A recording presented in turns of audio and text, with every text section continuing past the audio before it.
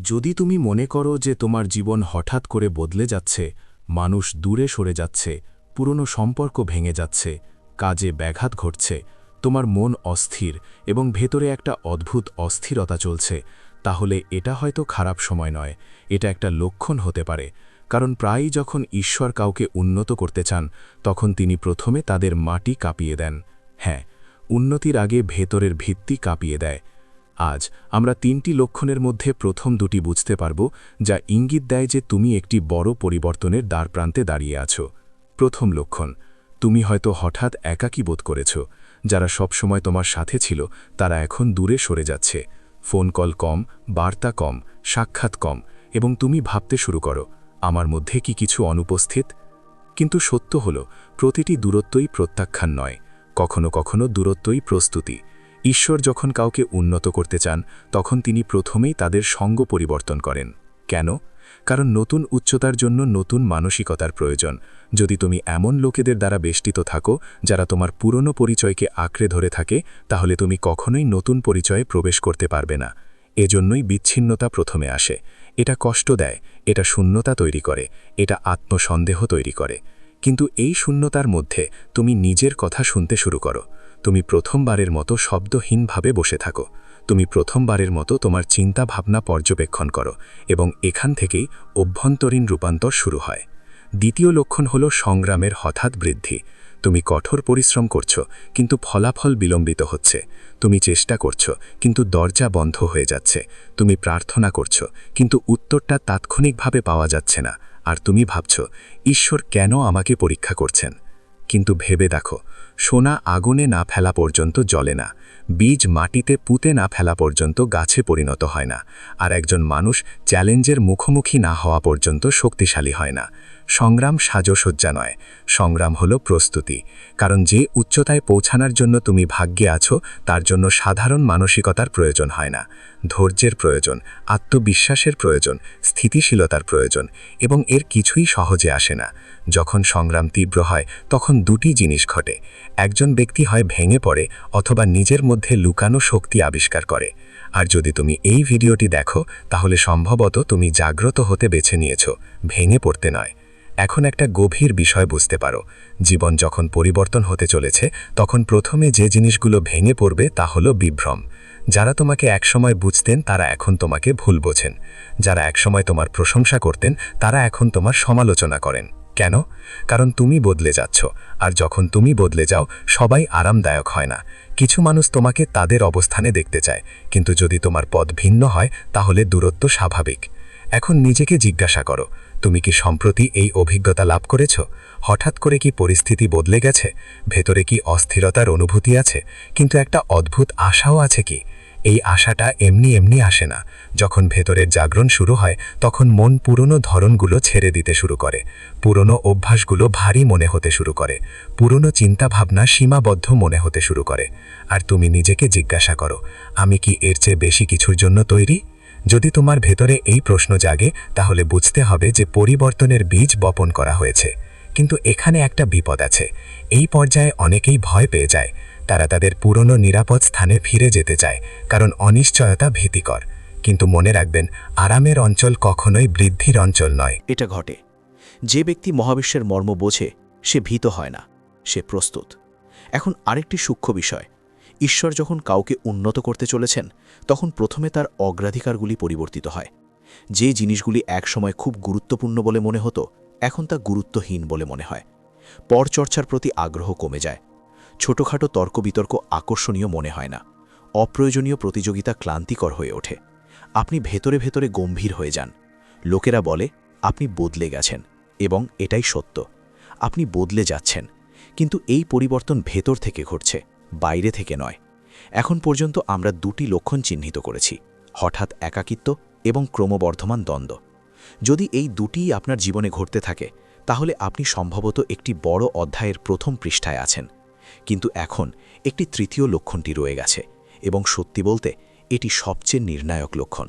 এটি নির্ধারণ করে যে এটি কেবল একটি কঠিন সময় নাকি ঐশ্বরিক রূপান্তরের প্রকৃত প্রবেশদ্বার। তৃতীয় লক্ষণটি ভেতরে প্রকাশ পায়, বাহ্যিকভাবে নয়, এবং খুব কম লোকই এটি চিনতে পারে।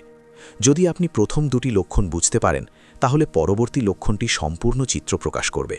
কিন্তু এটি এতটাই গভীর যে এটি তাড়াহুড়ো করে উপলব্ধি করা যায় না, কারণ এটি সেই মুহূর্ত যখন একজন ব্যক্তি সাধারণ থেকে অসাধারণের দিকে যাত্রা শুরু করে, এবং সেই লক্ষণের পরে জীবন কখনো একই থাকে না।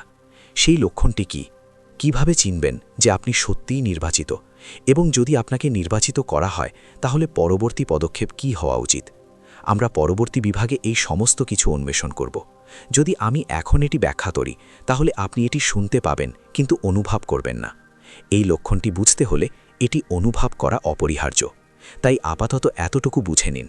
যদি আপনি একাকী বোধ করেন, যদি সংগ্রাম বৃদ্ধি পায়, যদি ভেতরে প্রশ্ন ওঠে, তাহলে আতঙ্কিত হবেন না।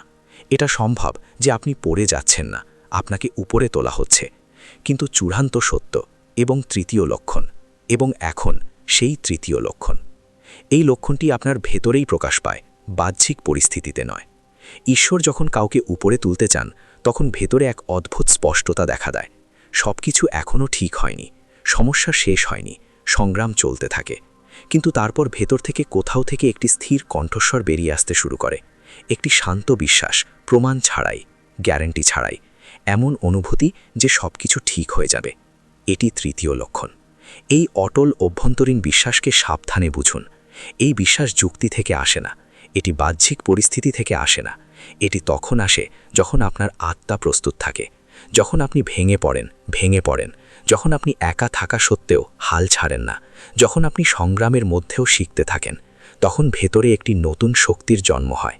আপনি আগের মতো প্রতিক্রিয়া দেখান না, আপনি আগের মতো আতঙ্কিত হন না, আপনি আগের মতো মানুষকে খুশি করার জন্য আটকা পড়েন না। আপনি শান্ত হন, এবং এই শান্তি নিজেই একটি লক্ষণ যে আপনি পরিবর্তিত হয়েছেন। এখন বিবেচনা করুন।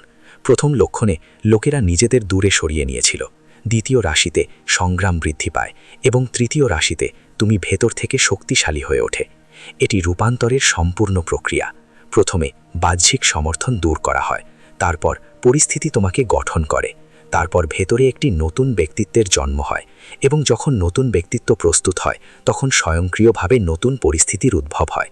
কারণ জীবন পুরানো ব্যক্তিকে নতুন উচ্চতা দেয় না, এটি প্রথমে ব্যক্তিকে পরিবর্তন করে, তারপর তাকে উন্নত করে। এখন একটি গুরুত্বপূর্ণ সত্য বুঝুন।